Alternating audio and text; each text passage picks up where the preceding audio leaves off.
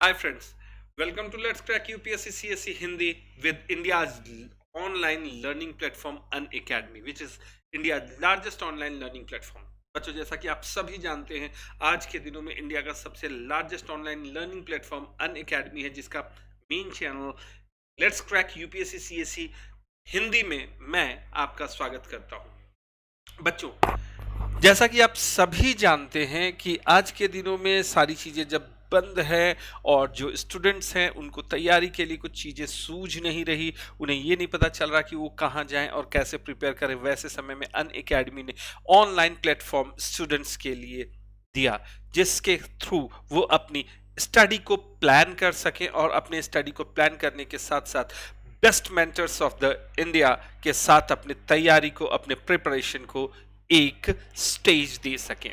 इसी के उद्देश्य से अनअकैडमी के इस प्लेटफॉर्म को अनअकैडमी के ऑनलाइन लर्निंग प्लेटफॉर्म का सबसे बड़ा प्लेटफॉर्म माना जाता है। बच्चों, मैं हूं निशांत श्रीवास्तव, जो कि वर्ष 2000 से इस क्षेत्र में कार्यरत हूं।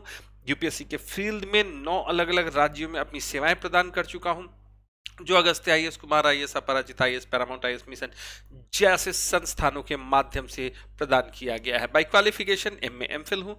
बहुत सारे मैगजीन्स पे मैंने अपने आर्टिकल्स लिखे हैं। आप मुझे इस टेलीग्राम लिंक पे ज्वाइन कर सकते हैं, जिससे कि आपको रेगुलर अपडेट्स मिल सके। t.me/talk2nishan sir ये मेरा टेलीग्राम है। और आप मुझे अनअकैडमी के इस प्रोफाइल लिंक से जाकर आप क्या कर सकते हैं, तो आप मेरे ऐप्स पे जितने भी क्लासेस हैं उन क्लासेस को देख सकते हैं। बच्चों, अनअकैडमी के इस प्लेटफॉर्म पे आप सब्सक्रिप्शन अगर लेते हैं तो सब्सक्रिप्शन लेने के साथ ही आपको बहुत सारे बेनिफिट्स मिलेंगे। जैसे डेली लाइव क्लासेस हुआ करेगी। डेली लाइव क्लासेस के दौरान आप अपने एजुकेटर्स के साथ चैट कर सकते हैं, आप उनके साथ डिस्कशन कर सकते हैं, अपने डाउट्स क्लियर कर सकते हैं और पोल्स के थ्रू आंसर दे सकते हैं जिस समय क्लासेस चल रही होती हैं। बच्चों, स्ट्रक्चर्ड कोर्स को आप प्लान करेंगे, जिसके थ्रू आप अपनी तैयारी को इनलाइन एग्जाम सिलेबस के अकॉर्डिंगली प्रिपेयर करेंगे। यानी आपने अपनी तैयारी को, अपने गोल को सेट कर दिया और उस सेट गोल के हिसाब से आप क्या करना शुरू करेंगे, आप अपनी तैयारियों को आगे फ्लोट कराना शुरू करेंगे। लाइव टेस्ट और क्विजेस के माध्यम से आपको क्या कराया जाता है, आपको कंप्यूटर बेस्ड एग्जाम के लिए इंटरफेस दिया जाता है, जिससे आप कंप्यूटर बेस्ड जो टेस्ट हो रहे हैं उन टेस्ट में अपने आप को कंफर्टेबल कर सकें। क्योंकि ज़्यादातर अब तक हम लोग क्या करते आए हैं, ट्रेडिशनल तरीके से एग्जाम्स देते आए हैं, लेकिन आज के दिनों में ज़्यादातर जो टेस्ट होते हैं वो कंप्यूटर बेस्ड टेस्ट होते हैं। तो कंप्यूटर बेस्ड टेस्ट के लिए हमारे पास वो इंटरफेस, उतने हम लोगों ने प्रैक्टिकल्स नहीं किए होते, उतने हम लोगों के पास में प्रैक्टिकल एक्सपीरियंस नहीं होता, इसलिए लाइव टेस्ट और क्विजेस को करने की बात की गई है। इससे क्या होता है कि आप अपने एग्जाम के इंटरफेस को पहले ही एक्सपीरियंस कर सकते हैं, जिससे वहां गलत होने की संभावना बढ़ जाए, गलत होने की संभावना बहुत कम हो जाएगी। अगर नहीं करेंगे तो वहां गलत होने की संभावना बढ़ जाती है। अनलिमिटेड एक्सेस है 24/7 का, यानी कि आप कभी भी अपने टाइम के अकॉर्डिंग आप एक्सेस ले सकते हैं। सिर्फ एक सब्सक्रिप्शन से आपको अनलिमिटेड एक्सेस मिलेगा। अब सब्सक्रिप्शन के सारी फायदे तो आपको मिल गए, सब्सक्रिप्शन ले कैसे, तो इसके लिए अगर आपके पास में एंड्रॉयड फोन है तो गूगल प्ले स्टोर में जाके उसे डाउनलोड कर सकते हैं। और अगर आपके पास एप्पल का फोन है, you need not to worry, it is also available at App Store. आप ऐप स्टोर से भी अनअकैडमी के लर्निंग ऐप को डाउनलोड कर सकते हैं। और जैसा मैंने बताया, जैसे ही आपने इसके प्लेटफॉर्म को डाउनलोड किया और इस सब्सक्रिप्शन को लिया, आपके सामने 15,519 प्लस कोर्सेस यूपीएससी सीएसई के लिए खुल जाएंगे, जिसमें polity, governance, IR, geography, science, technology, NCERT की summaries, history, optional courses, environment, ecology, art, culture, current affairs, Indian economy जैसे तमाम कोर्सेस अवेलेबल होंगे। साथ ही आपको एग्जाम के लिए प्रैक्टिस और स्ट्रेटजी, जैसे अभी हम लोग एक स्ट्रेटजी प्लान करने जा रहे हैं कि how to choose an optional, तो उसी तरह से आपको बहुत सारे प्रैक्टिसेस मिलते रहेंगे, रेगुलर मोड पे ये अवेलेबल रहेंगे। आप आंसर राइटिंग कोर्सेस कर सकते हैं, जिसके थ्रू आप अपने आंसर को एक इम्पैक्ट दे सकते हैं, एक प्रभावशाली तरीका प्रदान कर सकते हैं, आप उसको इम्पैक्टफुली प्रदान करेंगे। बच्चों, अगर मैं बात करूं तो इसके लिए क्या करना पड़ता है, तो सिंपल सा स्टेप है। अगर आप तैयारी करते समय लाइव क्लासेस, टेस्ट सीरीज और अनलिमिटेड प्रैक्टिस स्ट्रक्चर शेड्यूल के साथ चाहते हैं तो आपको प्लस कोर्स का सब्सक्रिप्शन लेना चाहिए, जो बहुत सारे फ्लेक्सिबल मोड्स में अवेलेबल है। फ्लेक्सिबल मोड्स में जैसे आप 1 मंथ के लिए 9,000 रुपीज में इसको अवेल कर सकते हैं, 3 मंथ्स 22,500, 6 मंथ्स 40,500, मगर 1 ईयर के लिए ओनली 49,500, सिर्फ 49,500 रुपए। और 2 साल के सब्सक्रिप्शन 72,000 में अवेलेबल है, जबकि 3 इयर्स का सब्सक्रिप्शन 90,000 में अवेलेबल होता है। मगर एक यहां पे आपके पास ऑप्शन है। अगर आपने मेरे कोड निशांत1 का यूज किया तो इंस्टेंटली 10% का आपको रिबेट मिल जाएगा। 10% का रिबेट कैसे मिलेगा, तो 10% के रिबेट के लिए यहां प्रोसीड टू पे जैसे ही आप करेंगे आपके पास में आएगा हैव अ रेफरल कोड, आप यहां पे यस, तो आप इसमें रेफरल कोड निशांत1 का यूज कीजिए और 1 ईयर का जो सब्सक्रिप्शन 49,000 का है, 49,500 की जगह आपको 44,550 पे करना पड़ेगा।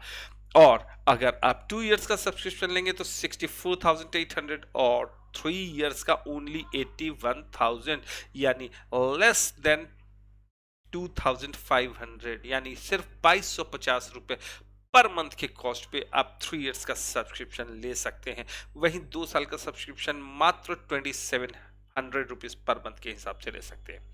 लेकिन बच्चों, जैसा हम लोगों को आदत होती है और हम लोग चाहते हैं कि हमारी तैयारी को एक मेंटोर गाइड करे, एक ऐसा मेंटोर हो जो हमें प्रॉपरली गाइड करे, हमारे मेंस के प्रैक्टिस को देखे, क्वेश्चन आंसर के प्रैक्टिस को देखे, मुझे स्टडी को प्लान करने के लिए बताए, हमारी स्टडी प्लान रूप से चल रही है या नहीं चल रही है, एक लुक रखे और मुझे पर्सनलाइज फीडबैक दे। तो अनअकैडमी ने आपके लिए लॉन्च किया है आइकॉनिक सब्सक्रिप्शन।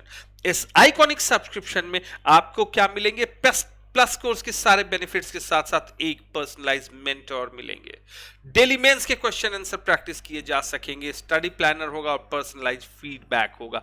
इन माध्यम से आप अपनी तैयारी को उसी तरह से कर सकते हैं जैसे एक मेंटोर के गाइडेंस में काम किया जाता है। इसके लिए 12 मंथ्स के कोर्स के लिए आपको 69,500 ओनली पे करना पड़ता है, जो कि आप मेरे कोड का यूज करके 62,550 में अवेल कर सकते हैं।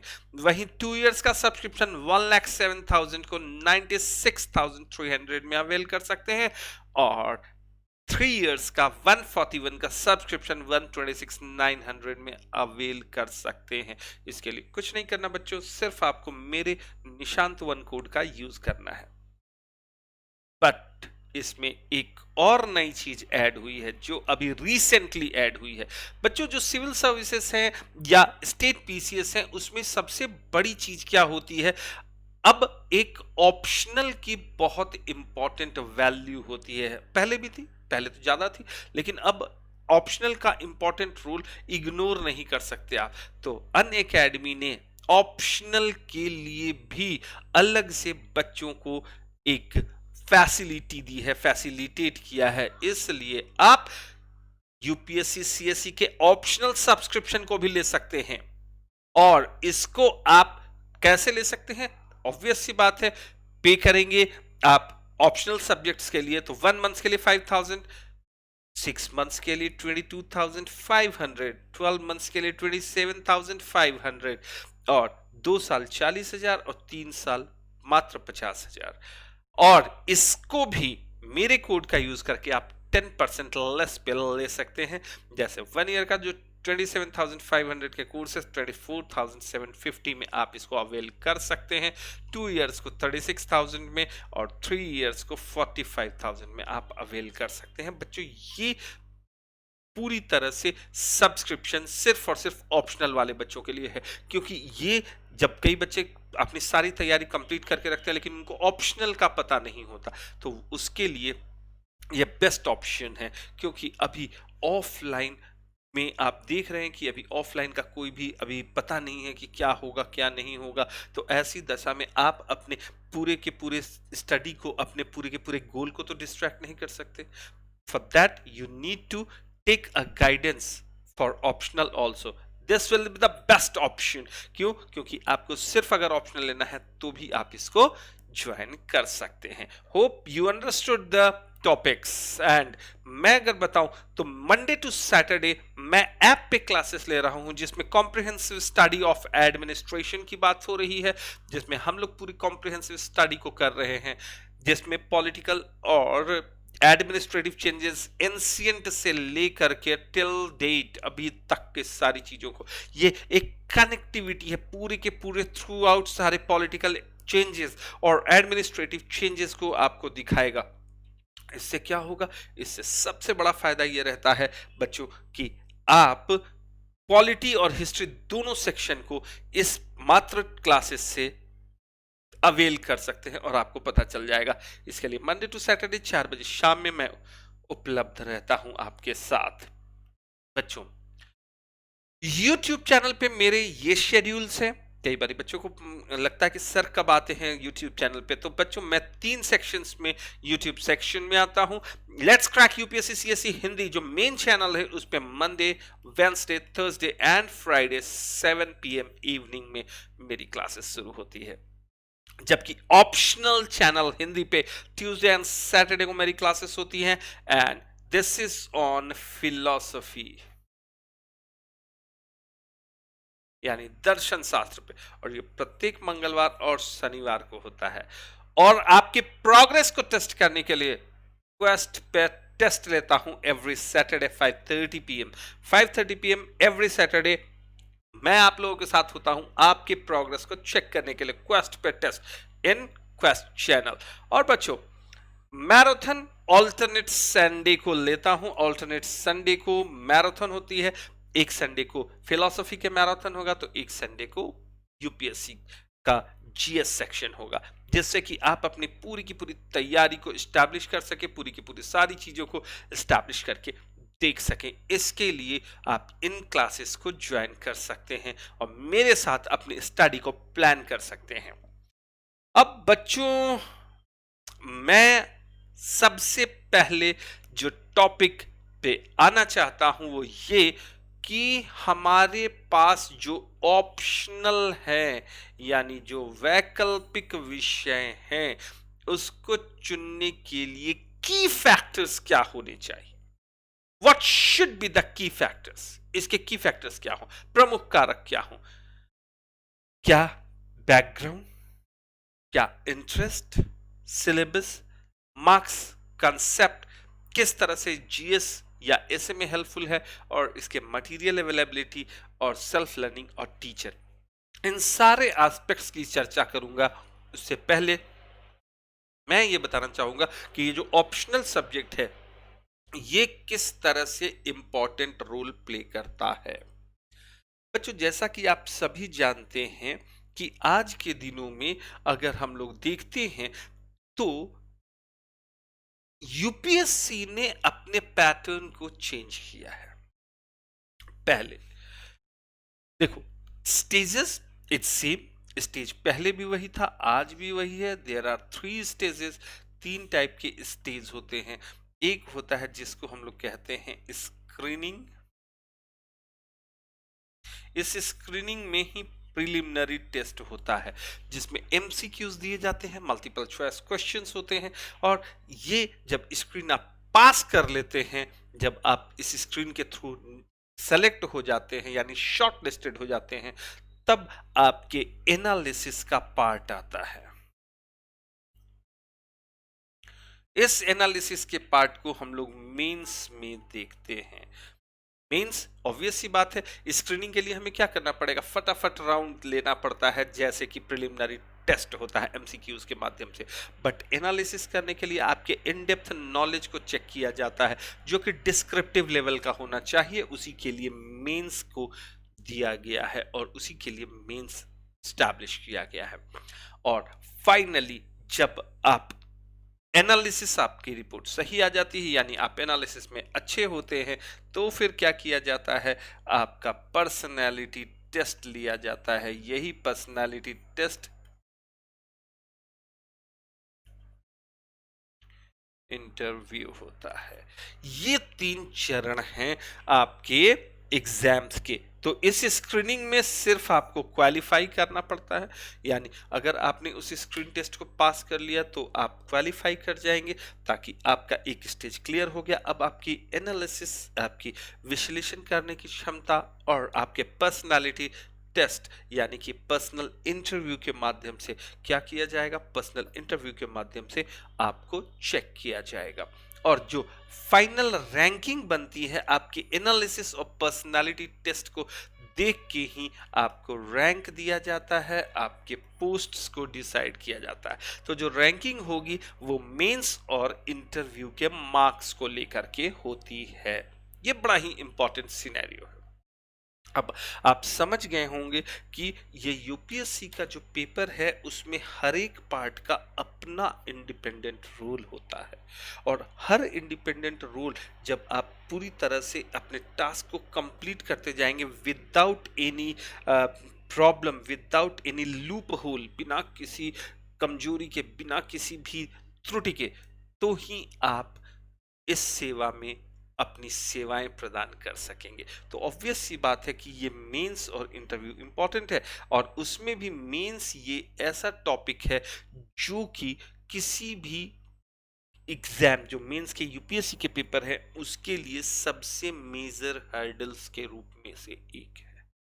अब मैं मेंस का फीचर बताता हूं, मैं बताता हूं कि किस तरह से मेंस में चीजें पहले थी और अब क्या हुआ है, क्या जीएस का रोल है, किस तरह से इसका रोल एनालिसिस होता है, ये मैं आपको बताता हूं। बच्चों, जैसा कि अभी अभी मैंने आपको बताया, ये जो मेंस होता है इस मेंस में एनालिसिस होता है, analysis of your knowledge, analysis of your decision making process, analysis of your analytical ability, ये सारी चीजों को देखा जाता है।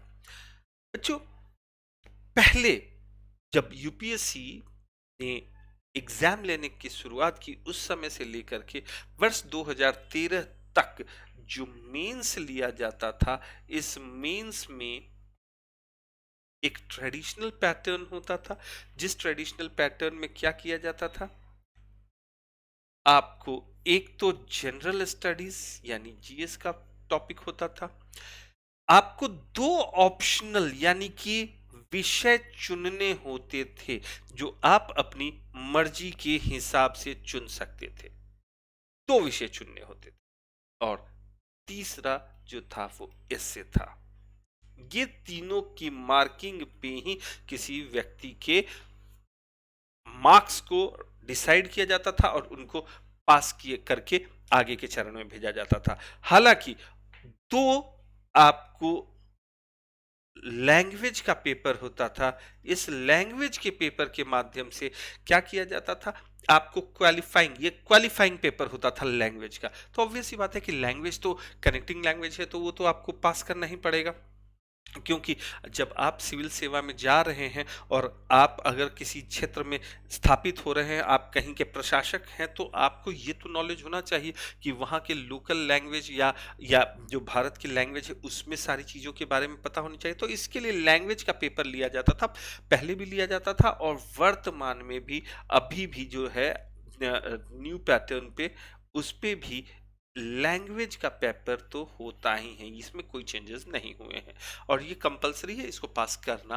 होगा, इसके मार्क्स नहीं जुड़ते। यानी लैंग्वेज आपको ऐसी होनी चाहिए जो लैंग्वेज ग्रामेटिकल्स या पैराग्राफ्स या इससे और बाकी सारी चीज़ों के बेसिस पे आपकी एबिलिटी को चेक किया जाए, ताकि आप लैंग्वेज के लिए कितने कंफर्टेबल हैं वो जानने के लिए। इसमें आपको विशेषज्ञता की आवश्यकता नहीं पड़ती। हाँ, ये जरूर होता है कि संप्रेषण का माध्यम है, भाषा संप्रेषण होता है, ये इंटरेक्शन का माध्यम है, इसलिए आप में ये नॉलेज होनी चाहिए, लैंग्वेज पे पकड़ होनी चाहिए, ताकि आप अपनी बात किसी तक पहुंचा सके और कोई आप तक अपनी बात पहुंचा सके। एक प्रशासक तक अगर कोई बात नहीं पहुंचेगी या प्रशासक अपनी बात जनता तक नहीं पहुंचा सकेगा, तो दोनों के बीच में एक गैप आ जाएगा जो किसी भी एडमिनिस्ट्रेशन के लिए बहुत बुरा होता है। इसलिए लैंग्वेज का पेपर कंपलसरी होता है। अब अगर मैं बात करूं जीएस का, तो पहले जो जीएस होता था वो 2 पेपर होते थे, 300 ईच यानी 300 नंबर, और 300 नंबर यानी 600 नंबर के जीएस होते थे। और ऑप्शनल 2 विषय लेने होते थे, जिसमें इसके भी 2 पेपर होते थे, इसके भी 2 पेपर होते थे। इन दोनों पेपर्स की वैल्यू जो थी वो 1200 थी, यानी कि ये 600 नंबर का ऑप्शनल 1 और 600 नंबर का ऑप्शनल 2। तो बच्चों, जैसा कि आपने देखा कि क्या हुआ, इसका ऑप्शनल लेने के बाद आपने देखा कि ये 1200 नंबर का है और ये जीएस 600 नंबर का है। तो इसका मतलब हुआ कि जो जीएस है ऑप्शनल से आधा, हाफ रोल पे है। यानी अगर जीएस की बात हम करें तो जीएस निग्लेजिबल था, जबकि ऑप्शनल आपके लिए महत्वपूर्ण था। वर्तमान परिदृश्य में ऐसे तो खैर उस समय भी था, अभी भी है, तो इस ऐसे की बात मैं नहीं करते हुए मैं सिर्फ आपको जीएस और ऑप्शनल पे लेके आ रहा हूं। वर्तमान में पैटर्न को चेंज कर दिया गया, और चेंज करने के बाद क्या किया गया, जीएस 2 पेपर, अब ये 250 नंबर का एक था, जो कि अब इनके 4 प्रपत्रों में बांट दिया गया। यानी अब इसके 1000 मार्क्स कर दिए गए। वहीं जो ऑप्शनल सब्जेक्ट हैं उसको 2 से घटा के 1 कर दिया गया 500 नंबर का, जो कि 250 और 250 के मार्किंग में जुड़ा हुआ होगा। इसका मतलब है कि अब जो रेशियो पहले 1:2 था, अब वो 2:1 हो गया। यानी ये पूरे का पूरे जो सिलसिला है वो बदल गया। देखो, कोई भी जो बदलाव किया जाता है तो बहुत सारे चीजों को ध्यान में रख के किया जाता है। आपको भी उस चीज से पता होना चाहिए, आपको भी पता होना चाहिए कि ये बदलाव क्यों हुआ, क्या हुआ, और उसका आपके ऑप्शनल पे और आपकी स्ट्रेटजी पे क्या असर होना था, और क्या हुआ असर, ये हमें देखना चाहिए। तो बच्चों, जैसा कि आप जानते हैं कि सिविल सर्विसेज में जो जीएस का पोर्शन है, जो एसए का पोर्शन है, ये तो सबके लिए एक कॉमन फैक्टर होता है। वो व्यक्ति चाहे किसी भी बैकग्राउंड का हो, चाहे वो इंजीनियरिंग बैकग्राउंड का हो, आर्ट्स बैकग्राउंड का हो, डॉक्टर्स बैकग्राउंड का हो, लॉ बैकग्राउंड का हो, किसी भी बैकग्राउंड का हो, उन सबों के लिए ये जो पेपर है ये तो कॉमन होगा। कॉमन होने से क्या रहेगा कि एक ऐसा स्तर रहेगा जिस स्तर पे सभी लोगों को समान रूप से जज किया जा सकेगा, और ऑब्वियस सी बात है, इसका जो वेटेज होगा, इसका जो मूल्यांकन में इसका जो वेट होगा, इसका जो भार होगा, वो ज्यादा होगा। ऑब्वियस सी बात है कि ये सबके लिए समान होगा और सबको इक्वल ट्रीट करेगा। मगर बच्चे, यहां एक समस्या उठ के आती है। अगर मैं बात करूं तो ऐसे तो माध्यम कोई ज्यादा महत्वपूर्ण नहीं होता, और न ही मैं ये कह रहा हूं कि किसी माध्यम के छात्र छात्राओं में किसी भी तरह की कमी या ज्यादा होता है। लेकिन एक फैक्चुअल्स तो होता है, ये हम स्वीकार करें अथवा नहीं। अंग्रेजी माध्यम में जो विषय वस्तु है, जो मटेरियल्स हैं, वो बहुत ज्यादा उपलब्ध है, हर क्षेत्र में उपलब्ध है, हर जगह से उपलब्ध है। जबकि जो स्थानीय भाषा या जो हिंदी माध्यम है, उसमें कई जगहों पे क्या हो जाता है, कई जगहों पे हम लोगों को कहीं ना कहीं बाउंडेशन आ जाता है, मालूम चलता है कि अच्छा, यहाँ पे हमारी सीमा है, हम लोग एक सीमा में बंध जाते हैं। कई बारी आप देखते हैं स्थानीय लैंग्वेज में, यहाँ हिंदी माध्यम का मतलब ये नहीं कह रहा कि सिर्फ हिंदी माध्यम, हिंदी माध्यम का मतलब जितनी स्थानीय लैंग्वेज या स्थानीय जितनी भी भाषाएं, उन भाषाओं के साथ एक सीमांकन होता है, एक सीमा बंधी हुई होती है। जैसे हम अगर दक्षिण भारतीय राज्यों में चले जाएं, तो दक्षिण भारतीय राज्यों में जो वहाँ की स्थानीय भाषा है वो प्रोमिनेंट हो जाएगी, मलयालम हो जाएगा, तमिल हो जाएगा, तेलुगु हो जाएगा। इस तरह की भाषाएं जो है वहां पे हैं, और सिर्फ वहीं के लोगों के लिए वो ज्यादा, आप देखते हैं तो कंफर्टेबल जोन प्रदान करती हैं और वहीं के लोग उसको समझ पाते हैं, या तो भाषा समय समय पे थोड़ी थोड़ी दूरी पे चेंज होती है। तो अब उस विषय में मात्रा, जो जीएस में पढ़ने की मात्रा है, जो मटेरियल है, वो कहीं ना कहीं शॉर्ट हो जाता है। तो ऐसी दशा में अब क्या होता है, जो अंग्रेजी माध्यम के बच्चे हैं, जो इंग्लिश मीडियम के बच्चे हैं, उनके पास इस पोर्शन में एडवांटेज मिल जाता है।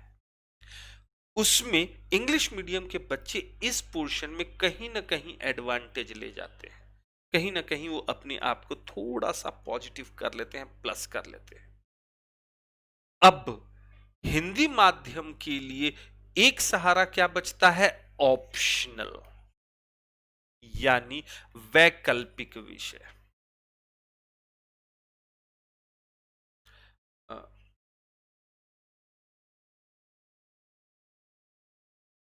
वैकल्पिक विषय जो ऑप्शनल सब्जेक्ट है, इसका मतलब है कि यूपीएससी ने सभी अभ्यर्थियों को एक क्षेत्र ऐसा प्रदान किया है जहां वो अपने पसंद से एक विषय का चयन कर सकता है।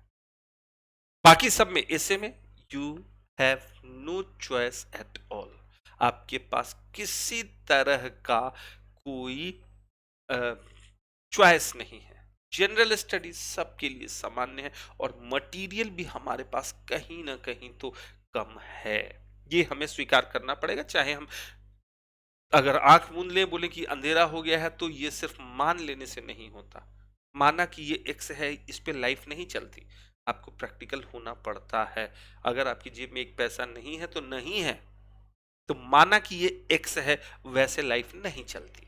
तो कहने का तात्पर्य यह है मेरा कि इस विषय में तो हम लोग को प्रयास करना पड़ेगा और अंग्रेजी माध्यम के लोगों से ज्यादा प्रयास करना पड़ेगा कि कम से कम उनके लेवल तक हम आ सके, उनको टक्कर देने की स्थिति में आ सके।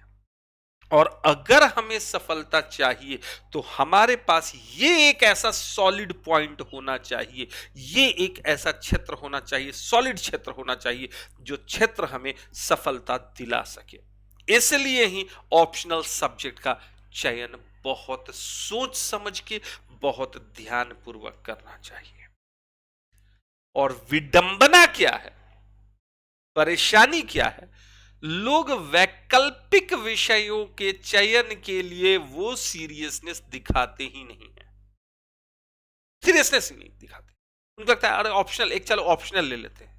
अरे भाई, आपको यही 500 नंबर में से जो नंबर आएंगे, वो आपको आपकी सफलता और असफलता दोनों में सहायता प्रदान करेंगे। आप असफल भी होंगे तो इसी के कारण, सफल भी होंगे तो इसी के कारण। तो वैकल्पिक विषय का चुनाव बहुत आवश्यक है।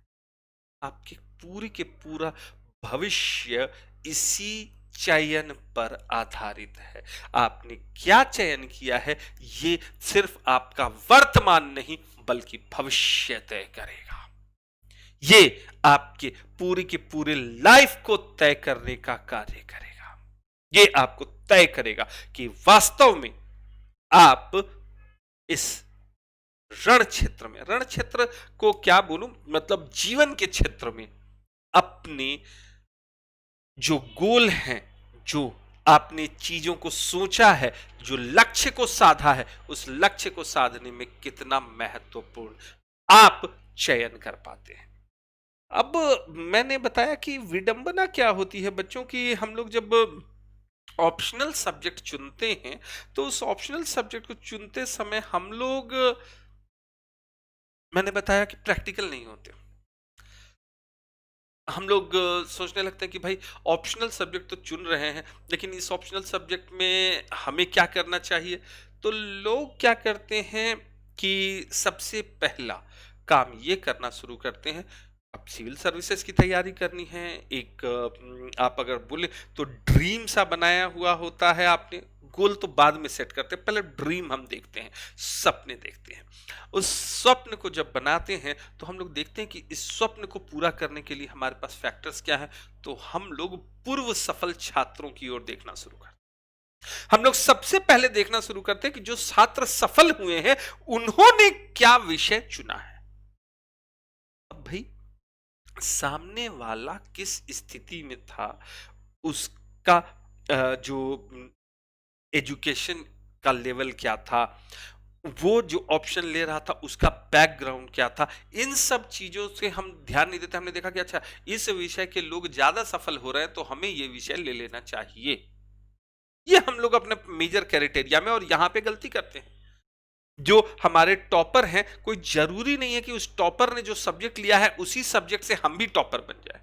या हो सकता है कोई असफल हुआ हो लेकिन हम उस विषय को लेकर के सफल हो जाइए, तो हमारे बिल्कुल हमारे ऊपर है, हमने कैसा प्रिपरेशन किया है उस प्रिपरेशन के ऊपर है। और मैंने बताया कि ये आपका मेजर रोल प्ले कर रहा है, क्योंकि ये जो नंबर है ये नंबर आपने खुद से, यूपीएससी ने आपको दिया कि आप इस नंबर में कैसे कंफर्टेबल बनेंगे, आप चुनिए। और आपने चुनते समय अगर गलती की तो दोष सिर्फ आपका होगा, इसलिए आपको इस ऑप्शनल को बहुत ध्यान से चुनना पड़ता है। लेकिन हम लोग पहली गलती क्या करते हैं, गलतियां कहां करते हैं, तो सबसे पहली गलती करते हैं कि हम लोग देखते हैं कि भाई ऐसा है कि जो टॉपर है 10-15 इंटरव्यू पढ़े, अरे ये टॉपर ने तो ये सब्जेक्ट लिया था, ये ले लेते हैं। हमने उनका डेप्थ देखा नहीं देखा। मर्सिडीज देखने में अच्छी लगती है, बीएमडब्ल्यू देखने में अच्छी लगती है, लेकिन गाड़ी अगर हम सेंट्रो की बात करें तो सेंट्रो भी बुरी नहीं है अगर हमारे पास में बीएमडब्ल्यू खरीदने के लायक अभी हम उस योग्यता को या उस आय को नहीं हासिल कर सकें, तो हम बीएमडब्ल्यू लेकर करके ही चीजों को अपनी गंतव्य तक तो नहीं पहुंच सकते, हम सेंट्रो लेकर के भी पहुंच सकते हैं, कोई दिक्कत नहीं। तो कहने का मतलब है कि सिर्फ टॉपर्स के बेसिस पे हम अगर अपने ऑप्शनल का चयन करते हैं तो ये आत्मघाती होता है। दूसरा, फ्रेंड्स। अरे यार, मैं सोच रहा हूं कि सिविल की तैयारी करूं, तू क्या सोचता है? भाई मैं तो कर रहा हूं। अच्छा, तो यार इसमें किया क्या जाता है? तो ऑप्शनल लिया जाता है। तूने क्या लिया है? मैंने ये लिया है। अगर तुमने ले लिया तो मैं भी ये ले लेता हूं।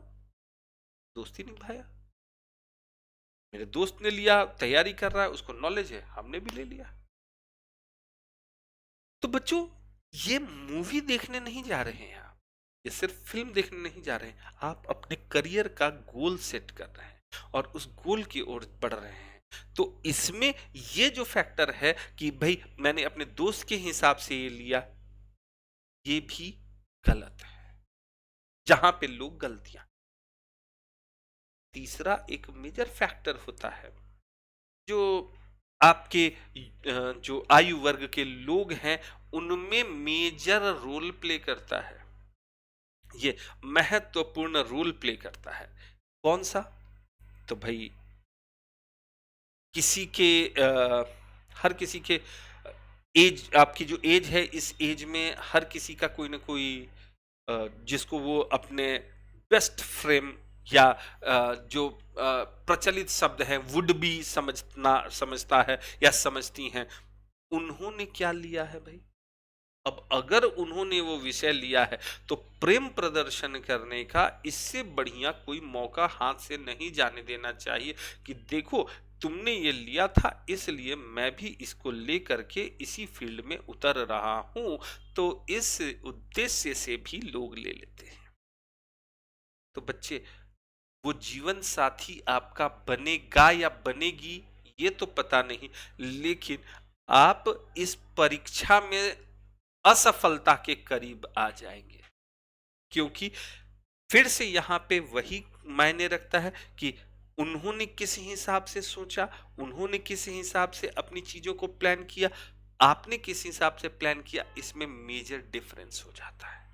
तो इसलिए ये भी जो दृष्टिकोण है वो दृष्टिकोण अपनाना सही नहीं। तो अब आप लोगों को लगेगा अरे यार ये तो सर जी ये जो चीजें हैं सारी चीजें कह रहे हैं कि ऐसे मत लो वैसे मत लो वैसे मत लो, तो ले कैसे? तो बच्चों, आप ऑप्शनल लेते समय कई फैक्टर्स का ध्यान रखें, क्योंकि आपको मैंने बताया कि ये जो ऑप्शनल है यही ऑप्शनल आप आपकी सफलता की सीढ़ियों को पहुंचाएगा। और अगर आपने सफल होना है तो ये आपका सॉलिड होना चाहिए। तो इसमें अगर हम लोग देखें तो बच्चे जब चर्चा करते हैं तो इन प्रमुख कारकों को देखते हैं कि जी हमारा बैकग्राउंड यानी हमारी पृष्ठभूमि वैसी रही है या नहीं, हम लोगों ने जो एकेडमिक क्वालिफिकेशंस एकेडमिक पढ़ाई की है उसमें हमने क्या पढ़ा है, हमारी रुचि है या नहीं, सिलेबस इसका कैसा है, क्या इसमें मार्क्स आते हैं, ये कंसेप्ट पे बेस है या फैक्ट पे बेस है, ये जीएस और एसए में कैसे काम करता है, मटेरियल इसके उपलब्ध हैं या नहीं, सेल्फ लर्निंग कर सकते हैं या किसी टीचर की मेंटोर की आवश्यकता पड़ेगी। तो ये तमाम फैक्टर्स हैं जिन फैक्टर्स के बेसिस पे हमें क्या करना चाहिए, किसी विषय का किसी ऑप्शनल का चयन करना चाहिए। मैं अब एक एक करके इनकी चर्चाएं करता जाता हूं। सबसे पहली बात आती है जो दो मेजर फैक्टर पे बच्चे डिसाइड करते हैं कि मुझे ये ऑप्शनल लेना चाहिए या नहीं लेना। सबसे पहली चीज बैकग्राउंड, पृष्ठभूमि। अ, बच्चों मेरे हिसाब से according to me background is not that much important. Background बहुत ज्यादा महत्व नहीं रखता। क्यों नहीं रखता? अगर मैं बात करूं तो हम लोग जब ऑप्शनल के चयन की बारी आती है तो ऑब्वियस सी बात है 90% से ज्यादा जो बच्चे होते हैं जो बैकग्राउंड पे महत्व नहीं देते हुए ये देखते हैं ऑप्शनल चुनना है तो वो आर्ट्स के विषय चुनते हैं सामान्यतः। जिनका बैकग्राउंड आर्ट्स है उनके पास तो मजबूरी है कि उनको आर्ट्स चुनना है। वो कॉमर्स चुनना चाहते नहीं है क्योंकि उनको उनका पता नहीं होता, साइंस देख के ही उनको लगता है कि पता नहीं ये हम कर पाए या ना कर पाए, एक फियर ऑफ फेलियर रहता है तो कई बारी उसको नहीं चुनते, तो आर्ट्स तो चुनते ही चुनते हैं। जो साइंस के विद्यार्थी हैं उनको भी लगता है क्योंकि देखो अगर हम लोग बात करें तो academic qualification is different, academy is different, और जो कंपटीशन में जब हम उतर रहे हैं तो वहां का पूरा बैकग्राउंड, वहां की जो परिस्थितियां हैं वो बदल जाती हैं। तो वैसी दशा में साइंस की जगह वो लोग भी आर्ट्स को प्रेफर करते हैं और जो कॉमर्स के विद्यार्थी हैं वो भी आर्ट्स को प्रेफर करते हैं। तो आर्ट्स एक ऐसा विषय होता है जिसमें लोग ऑप्शनल सब्जेक्ट को चुनने का सबसे पहले विचार बनाते हैं।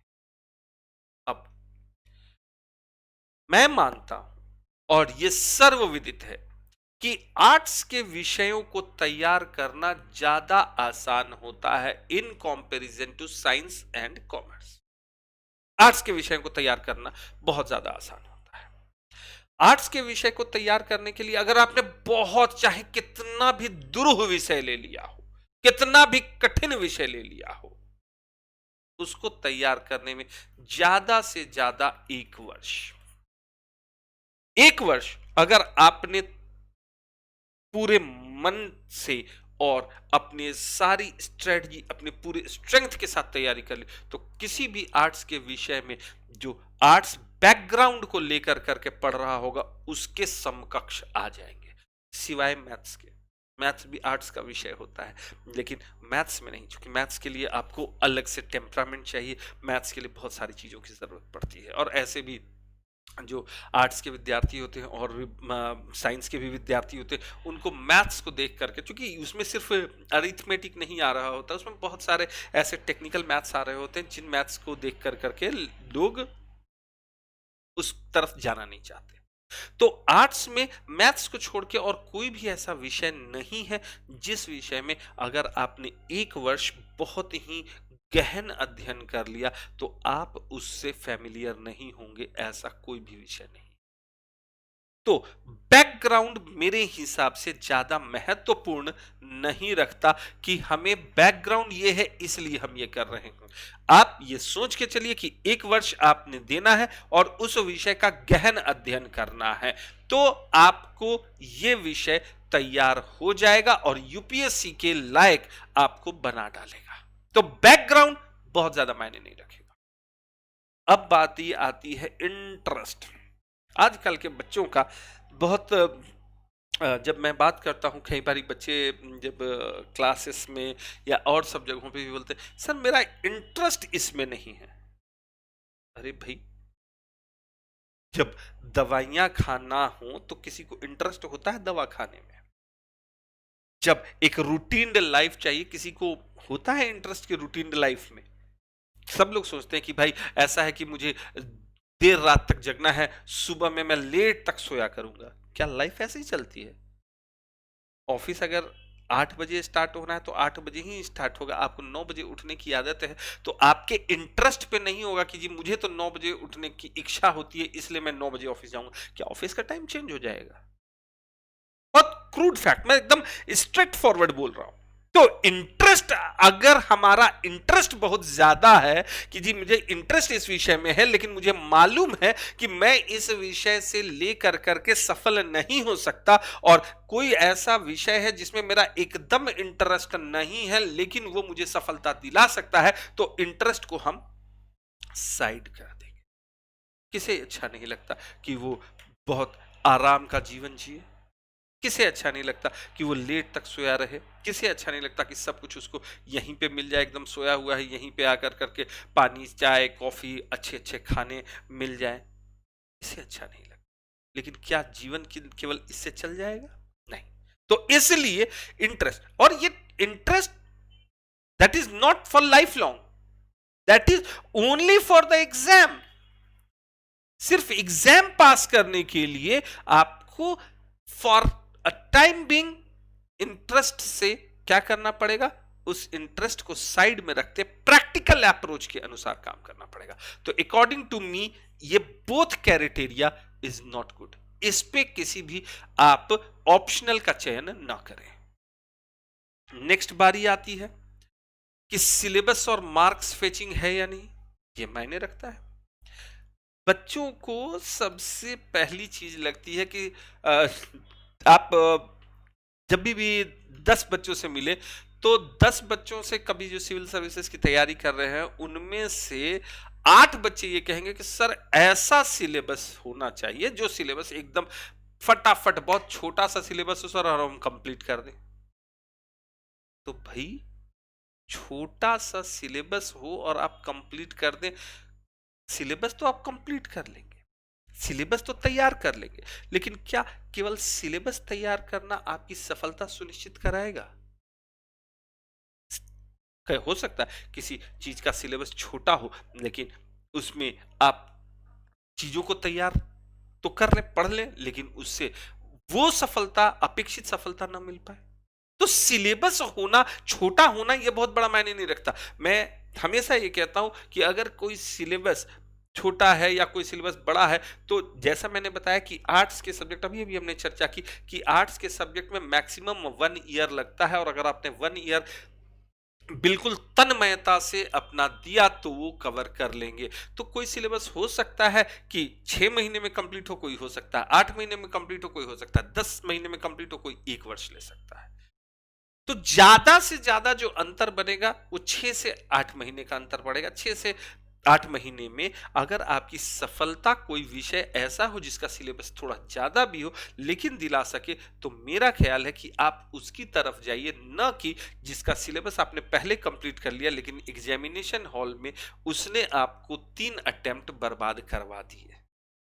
तो उस दशा में सिलेबस बहुत मायने नहीं रखेगा। मैं ये करता जा रहा हूं कि इन तरीकों से आप उसको न चुने।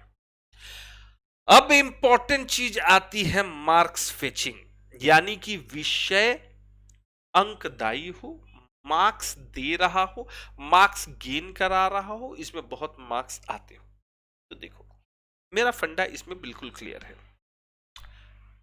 किसी भी विषय में एक मैक्सिमम लिमिट होती है कि इस लिमिट तक मार्क्स आते हैं। एक होता है मॉडरेट लिमिट की कम से कम चाहे जितने भी बच्चे हों, अगर उन्होंने ढंग से, एक सीरियस स्टूडेंट है तो इतने मार्क्स तो लेके आना ही चाहिए। और एक होता है लो कि भाई अगर इस विषय में किसी को कोई नॉलेज ना हो तो कितने नंबर तक वो गिरा सकता है, यानी कि यहां पे किस लेवल पे आ सकता है। मैं मानता हूं कि ये लो और मैक्सिमम का जो गैप है वो बहुत ज्यादा नहीं होना चाहिए। कई विषय ऐसे होते हैं जिन विषय को आप सामान्य, एक सामान्य व्यक्ति भी अगर लिखता है जिसे उस सब्जेक्ट का बहुत ज्यादा नॉलेज ना हो, वो अपने सिर्फ पूर्व अनुभवों के आधार पर भी लिखता है, तो वो एक मिनिमम मार्क्स तो गेन कर ही सकता है, उसको एक न्यूनतम अंक आ सकते हैं। उस न्यूनतम अंक को हम लोग लो कैटेगरी में रखते हैं कि भाई उस कम से कम, चाहे कोई भी व्यक्ति हो, एक सामान्य व्यक्ति अपने पूर्व अनुभव और पूर्व लेखन पद्धति से एक इस सामान्य नंबर को लेके आ रहा है, तो ये लो रखिए। और अगर किसी ने पूरा रिसर्च और सारा कुछ लगा के भी किया तो उसको इतना नंबर आ रहा है, मैक्सिमम नंबर, तो उसको देखिए। अब जिसमें ये जो ग्राफ है सबसे कम हो, उसी विषय को लेना चाहिए। कोई विषय ऐसा ना हो कि एकदम गिरा दे तो हमें पूरी तरह से गिरा दे, और कोई विषय और अगर उठा दे तो पूरी तरह से उठा दे। देखो, मैक्सिमम गेन करना तो बहुत ज्यादा पॉसिबल नहीं होता, क्योंकि मैक्सिमम के लिए आपको बिल्कुल जिन्होंने सारे अपने परिस्थितियों को अपने अनुरूप बांध रखा है वही कर सकता है, समझ गए? तो आप ऐसा विषय चुनिए जो विषय चुनते समय मार्क्स में कम से कम एक स्टैंडर्ड मार्क्स तो आए कि ये मार्क्स तो रहेगा ही रहेगा, और हम अपने मेहनत से, हम अपने योजनाओं से, हम एंसर राइटिंग से इसके लेवल को कितना उठा सकते हैं। जितना ये लेवल हम उठा सकेंगे, हमारी सफलता उतनी ही सुनिश्चित होगी। तो ये जो मार्क्स फेचिंग है, इसको मैं रखना चाहूंगा कि प्राइम प्रायोरिटी रहे कि मार्क्स मिनिमम इतना जरूर आए, एक सिक्योरिटी हमें जरूर दे। क्योंकि देखो, मैंने क्या बताया, जो जीएस है, इस जीएस में हमसे जो लोग एडवांटेज ले रहे होंगे, मुझे अपने ऑप्शनल से उस गैप को फिल करना है। मान लो कोई जीएस में यहां तक ला रहा है और मैं यहां तक जीएस में पहुंचा पा रहा हूं, तो मेरा ऑप्शनल ऐसा हो जो कि ऑप्शनल इस गैप को कम कर सके। अगर इस गैप को हम कम नहीं कर सकेंगे तो फिर क्या होगा, हमारी सफलता नहीं होगी, और जो इस गैप में ऊपर रहेगा वो सफल हो जाएगा। तो मेरे हिसाब से ये नंबर 1 प्रायोरिटी रखें। इसके बाद अगर मैं बात करूं तो कंसेप्ट है या फैक्ट, ये बड़ा ही लोग पूछते हैं कि सर मुझे याद तो होता ही नहीं है।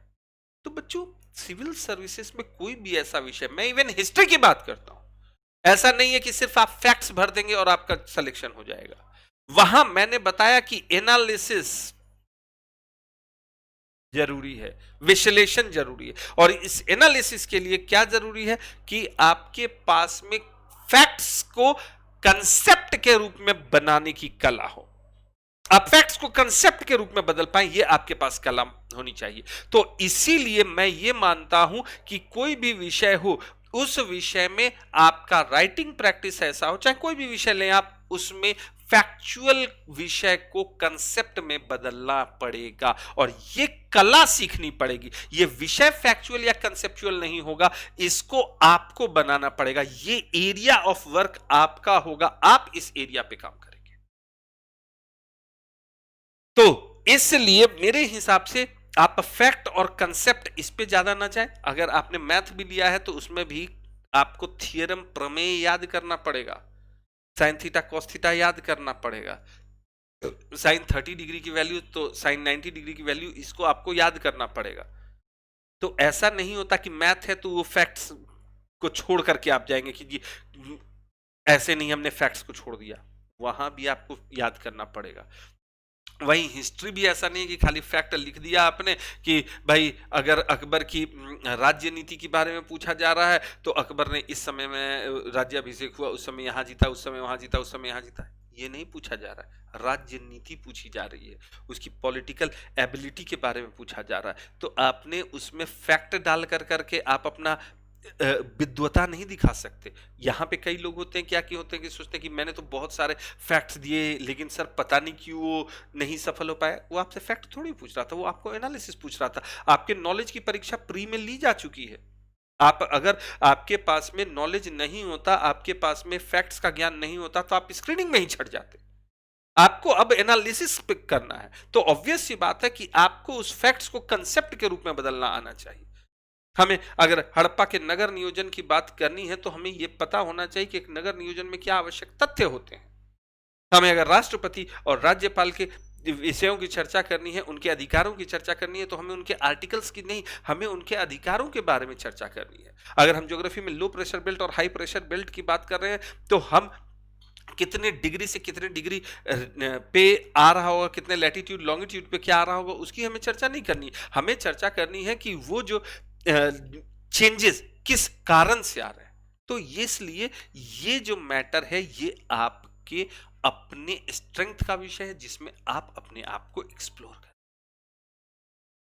नेक्स्ट चीज जो आती है, जिसको मैं सबसे प्राइम प्रायोरिटी पे देना चाहता हूं, वो जीएस और एसए में कैसे इंपॉर्टेंट है। देखो, जीएस सभी लोगों को पढ़ना है, चाहे वो ऑप्शनल आपका हो या ना हो। अगर जीएस में वो विषय है तो आपको पढ़ना पड़ेगा। और उसी प्रकार एसए में भी कई ऐसे विषय होते हैं जो विषय एसए में आपको हेल्पिंग हैंड में होते हैं। तो ऐसी दशा में इस एसए को भी आपको पढ़ना पड़ेगा। अगर आपने जो ऑप्शनल लिया वो ऑप्शनल इस जीएस में और एसए में भूमिका निभा रहा है, तो ऑब्वियस सी बात है कि आप की जो मेहनत, मान लो जीएस में इसने 20% की भूमिका निभाई और एसए में उसने भूमिका निभाई, तो ऑब्वियस सी बात है कि आपकी जो मेहनत है वो मेहनत 20% कम हो गई, क्योंकि आपने ऑप्शनल के माध्यम से उसको पढ़ा। सपोज करो जीएस में किसी विषय का 100 नंबर का वेटेज है, 100 नंबर का मूल्य वर्ग है और ऑप्शनल में 500 नंबर का है, तो आप इस ऑप्शनल से सिर्फ ये 500 तैयार नहीं कर रहे हैं, ये 600 भी तैयार कर रहे हैं। इसका मतलब है कि आपका ऑप्शनल आपके जीएस के माध्यम से भी आपके सफलता में योगदान करेगा, और इससे में भी अगर कर देता है तब तो फिर सोने पे सुहागा। तो इसलिए मेरे हिसाब से सबसे पहले आपको यह देखना चाहिए कि जीएस में या एसए में आपका ऑप्शनल क्या रोल प्ले कर रहा है, क्या इसका योगदान है। और अगर उसका योगदान ज्यादा है तो नो डाउट आपको उस ऑप्शनल को चुनने में सबसे पहले ध्यान देना पड़ेगा। नेक्स्ट जो क्राइटेरिया है, मटेरियल की अवेलेबिलिटी। बच्चों, ये बड़ा ही एक अटपटा सा बच्चों के बीच में चीजें मैं देखता हूं। बच्चे जब तैयारी करने जाते हैं ना, तो सबसे पहले दुकानों में सर्च मारना शुरू करते हैं और देखते हैं कि कौन कौन सा मटेरियल, कौन कौन सा क्लेवर, कौन कौन सी बुक्स अच्छे अच्छे चीजों से टंगी पड़ी है। और उन्हें लगता है कि ये तो मटेरियल है, तो इस मटेरियल को हम ले लेंगे ना तो हमारा तो एक बार में आईएएस हो जाएगा। बच्चों, कई बारी बहुत ज्यादा मटेरियल का अवेलेबल होना भी गड़बड़ है। अगर ऐसे मटेरियल उपलब्ध हो जिन मटेरियल्स का कोई यूज ना हो और आपने उसको ले लिया, तो वो आपके माइंड में एक रॉन्ग कंसेप्ट को भर देता है। वहीं अगर मटेरियल कम भी हो लेकिन सटीक हो, कई ऐसे विषय उपलब्ध होते हैं जिन विषयों पे अगर हम लोग बात करें तो मटेरियल्स कम उपलब्ध हैं, लेकिन ऐसे मटेरियल उपलब्ध हैं जो उनके कंसेप्ट में भी क्लियरिटी डालता है, सब्जेक्ट के रिलेवेंस को भी बताता है और आपका एनालिटिकल पावर को भी बढ़ाता है। तो मटेरियल की अवेलेबिलिटी में मैं ये कहूंगा कि आप इस चीज पे ध्यान दें कि ये जो मटेरियल होना चाहिए वो सटीक, योग्य, यथा योग्य हो। और नेक्स्ट जो होता है सेल्फ लर्निंग या टीचर। कई बार बच्चे बोलते हैं कि सर, आप नॉर्मल देखेंगे कि सर क्या हम खुद से तैयारी करके नहीं पहुंच सकते? बिल्कुल पहुंच सकते हैं बच्चों, बिल्कुल पहुंच सकते हैं। और खासकर जो आर्ट्स के सब्जेक्ट हैं उससे तो आप तैयारी करके पहुंच ही सकते हैं। लेकिन टीचर या मेंटोर क्या करते हैं? वो आपके जो डायरेक्शन है उसको एक पाथ दे देते हैं, एक राइट पाथ देते हैं। तो राइट पाथ देने का जो सटीक निर्देशन देते हैं, उससे क्या होता है, आपकी सफलता ज्यादा सुनिश्चित होती है। सपोज करो एक व्यक्ति तैयारी कर रहा है, मैं एक एग्जाम्पल ले रहा हूं, मैंने एक मान लिया है, और इस एग्जाम में 5 लाख विद्यार्थी अगर अपीयर हो रहे हैं तो इस एक व्यक्ति का मुकाबला इस 5 लाख व्यक्ति से है। लेकिन अगर सपोज करो वो एक ऐसे टीचर से पढ़ा है जो टीचर 50,000 स्टूडेंट्स को पढ़ा चुके हैं, तो अब उसका जो टकराव होगा यानी उसको सफलता के लिए जो मेहनत करनी पड़ेगी वो सिर्फ 1:10 पे आके रह जाएगा। 1:10 पे क्यों आके रह जाएगा? क्योंकि 50,000 लोगों का उसके टीचर के पास अनुभव है, तो यानी उसमें 50,000, वो 5 लाख का मुकाबला 50,000 पे आकर के उसका रह गया। तो ऑब्वियस सी बात है कि उसकी सफलता का समय कम हो जाएगा और उसमें जो कंपटीशन है वो कंपटीशन का जो दायरा है वो कम होता चला जाएगा।